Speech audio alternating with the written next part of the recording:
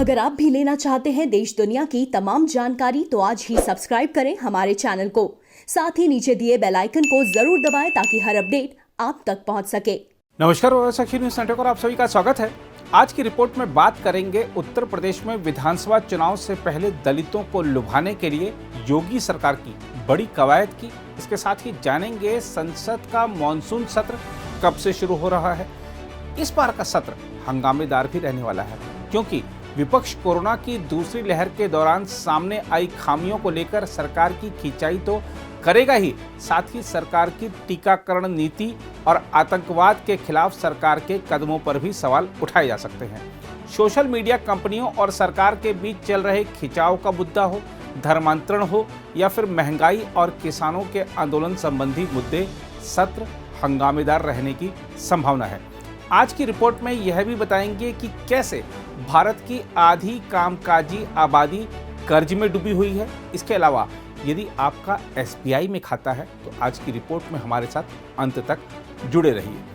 आइए सबसे पहले बात करते हैं उत्तर प्रदेश की, जहां राष्ट्रपति रामनाथ कोविंद ने भारत रत्न डॉक्टर अंबेडकर स्मारक और सांस्कृतिक केंद्र की आधारशिला रखने के बाद कहा कि बाबा साहेब चाहते थे कि समानता के मूल अधिकार को संपत्ति के उत्तराधिकार तथा विवाह और जीवन के अन्य पक्षों से जुड़े मुद्दों पर भी एक अलग विधेयक द्वारा स्पष्ट कानूनी आधार दे दिया जाए और आज उनके द्वारा सुझाए गए रास्ते पर ही हमारी विधि व्यवस्था आगे बढ़ रही है। इससे यह स्पष्ट होता है कि बाबा साहेब की सोच अपने समय से भी आगे थी। होगा उनकी पूरी जीवन यात्रा समता मूलक समाज के रचना पर ही व्यस्त रही।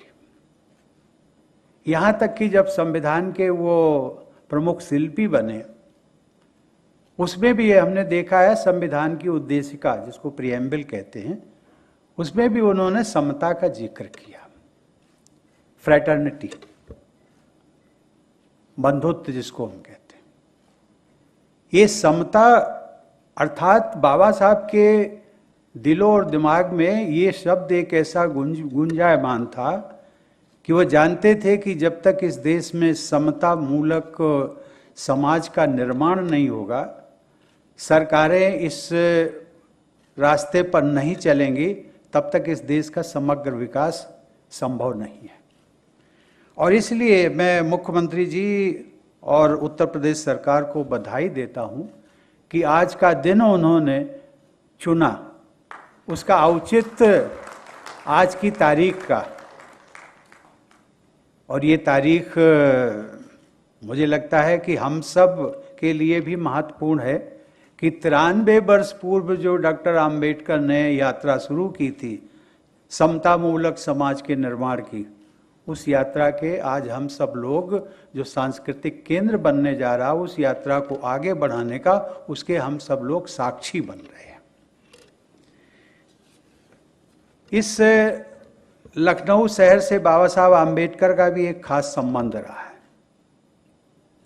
जिसके कारण लखनऊ को बाबा साहब की कभी कभी स्नेह भूमि भी कहा जाता है।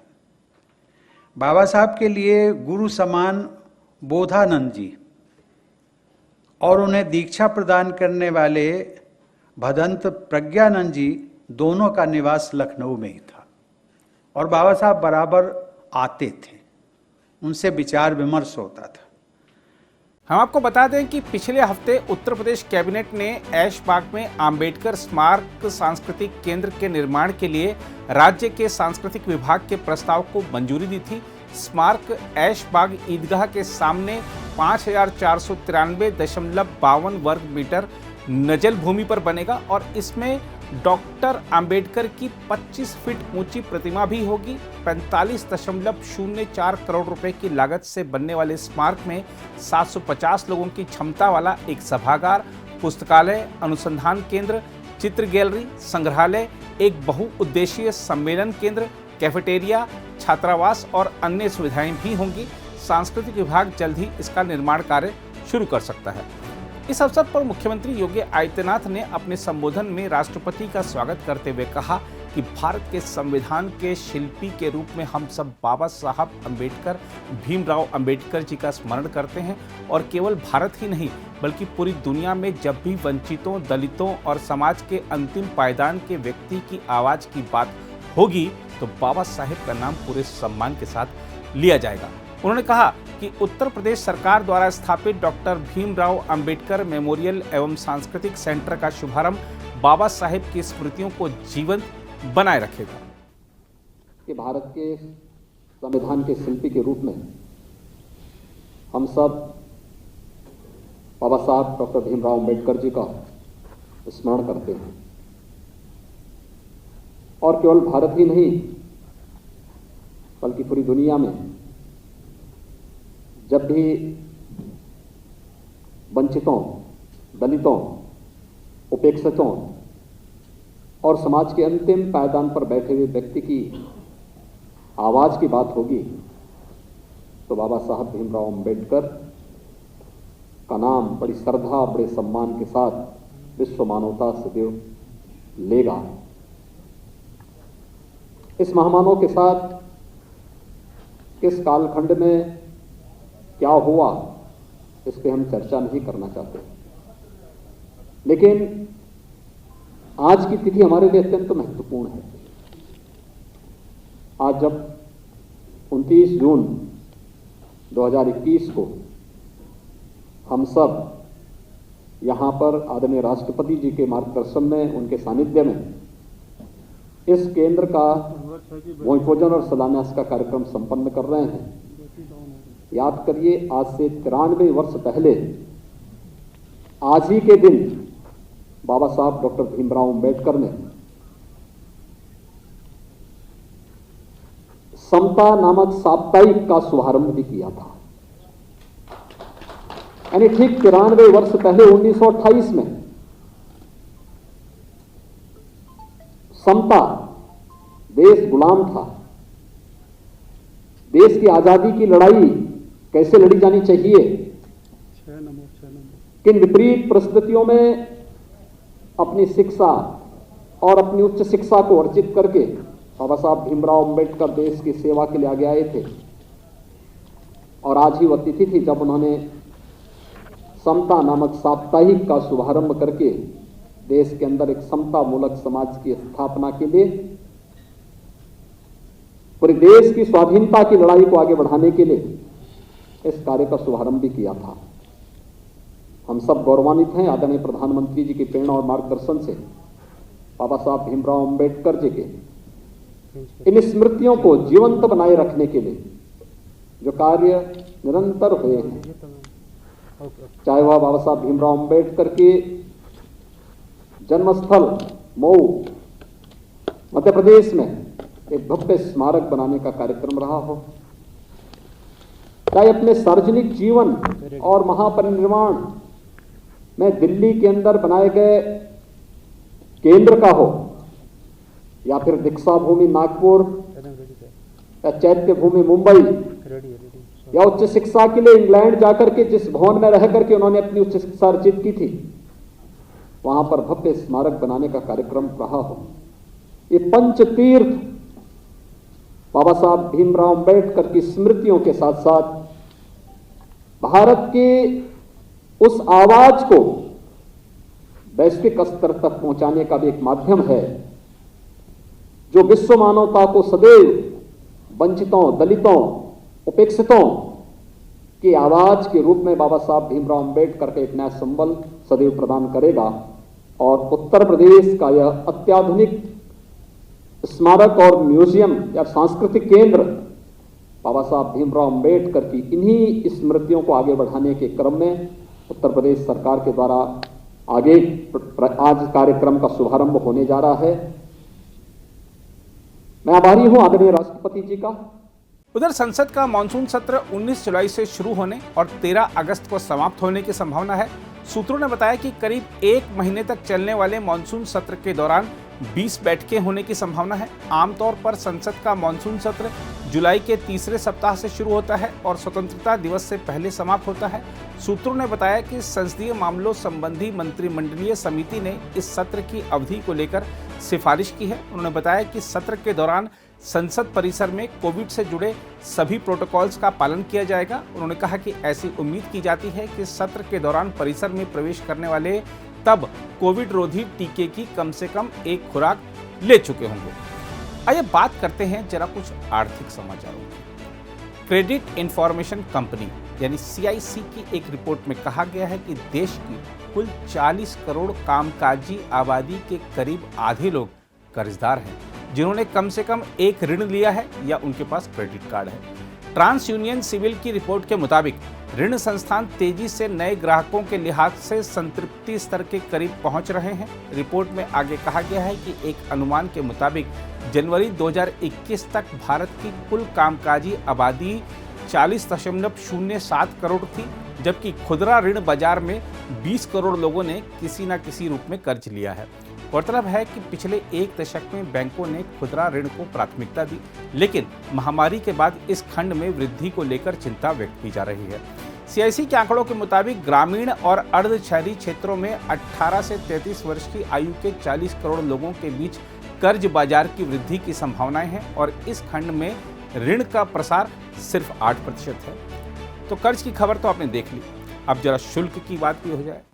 भारतीय स्टेट बैंक अब मूल बचत बैंक जमा यानी BSBD खाता धारकों से एक महीने में 4 मुफ्त लेन देन से अधिक नकद निकासी पर शुल्क लेगा। इन ग्राहकों से एक साल में 10 पन्ने के बाद चेक बुक के लिए भी शुल्क लिया जाएगा। BSBD खातों के लिए सेवा शुल्क में संशोधन के अनुसार SBI 1 जुलाई 2021 से अतिरिक्त मूल्य वर्धित सेवाओं के लिए 15 रुपये से 75 रुपये तक शुल्क लेगा। BSBD खाता धारकों के लिए गैर वित्तीय लेन देन और हस्तांतरण लेन देन शाखाओं ATM CDM यानी नकद वितरण मशीन पर मुफ्त होंगे। SBI ने कहा है कि वह बैंक शाखाओं SBI ATM या अन्य बैंक के ATM से 4 मुफ्त नकद निकासी से अधिक लेन देन के लिए प्रति नकद निकासी पर 15 रुपये शुल्क लेगा और इस पर GST अतिरिक्त होगा। SBI ने कहा 4 मुफ्त नकद निकासी ATM और शाखा सहित से अधिक लेन देन पर शुल्क वसूला जाएगा। इसी तरह चेकबुक सेवाओं के लिए एक वित्त वर्ष में पहले 10 चेक निःशुल्क होंगे और उसके बाद चेकबुक के 10 पन्नों पर 40 रुपये और 25 पन्नों पर 75 रुपये का शुल्क लिया जाएगा। इसके लिए GST अलग से जोड़ा जाएगा। SBI ने कहा कि वरिष्ठ नागरिक ग्राहकों को चेकबुक सेवाओं पर छूट दी गई है। बढ़ती महंगाई और टैक्स कैसे आम आदमी को परेशान कर रहे हैं, इसका उदाहरण पेट्रोल और डीजल की भी लगातार बढ़ती कीमतें हैं। पेट्रोल तो अब कुछ जगह 110 रुपये प्रति लीटर तक पहुंच गया है और दिल्ली में भी यह शतक लगाने के करीब है, जिससे आम आदमी का जीना मुहाल हो गया।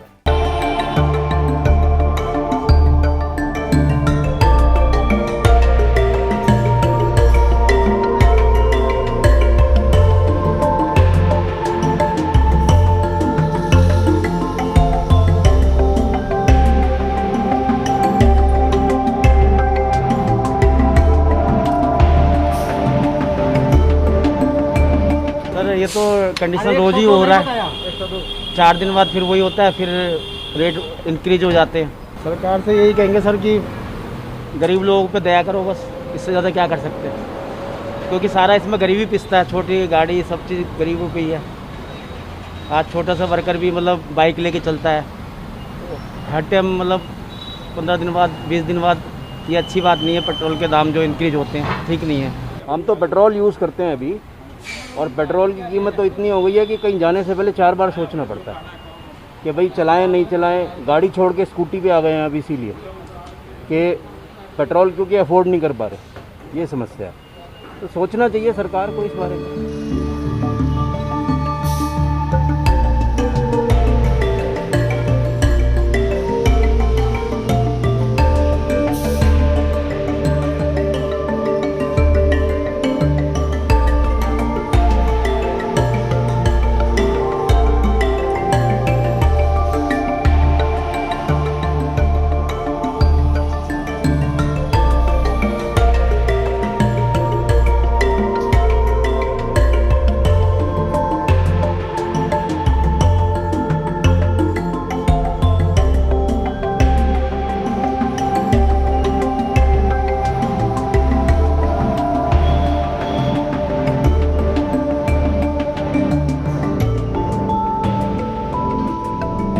जरा बात राजनीति की हो जाए। भारतीय जनता पार्टी के राष्ट्रीय अध्यक्ष जेपी नड्डा ने कहा है कि असम में कोविड-19 महामारी के दौरान कुछ विपक्षी दल पृथकवास में तो कुछ आईसीयू में पहुंच गए हैं। नड्डा ने राज्य भाजपा कार्यकारिणी की एक बैठक को डिजिटल माध्यम से संबोधित करते हुए दावा किया कि विपक्षी दल केवल चुनाव के दौरान राजनीतिक पर्यटक के रूप में सामने आते हैं, लेकिन उसके बाद वे कहीं नहीं दिखते।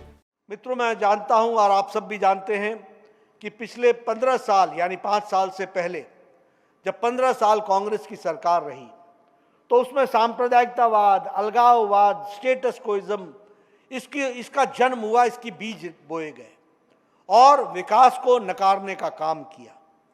लेकिन हम सब ये भी जानते हैं कि उस समय भ्रष्टाचार के नए नए नमूने हमारे सामने आए, नए नए किस्म की दुकानें खुल गईं और भ्रष्टाचार के प्रैक्टिसेस के साथ साथ जिसको कहते हैं हर चीज़ में भ्रष्टाचार, रिक्रूटमेंट में भ्रष्टाचार, विकास में कमीशन, मिशन कोई नहीं, कमीशन पूरे का पूरा, इस काम को लेकर के वो चलते रहे। लेकिन असम की जनता ने भी उनको नकार दिया और भारतीय जनता पार्टी को स्वीकारा है इसके लिए। और एक बार नहीं, 2 बार, दूसरी बार भी हमको चुनाव जीतने में सरकार के द्वारा किए गए विकास के कार्य, सर्बानंद सोनोवाल जी और हेमंत बिस्वा शर्मा जी के द्वारा किए गए कार्य पर जो सफलता मिली है उसके लिए मैं फिर से असम की जनता को धन्यवाद देता हूं।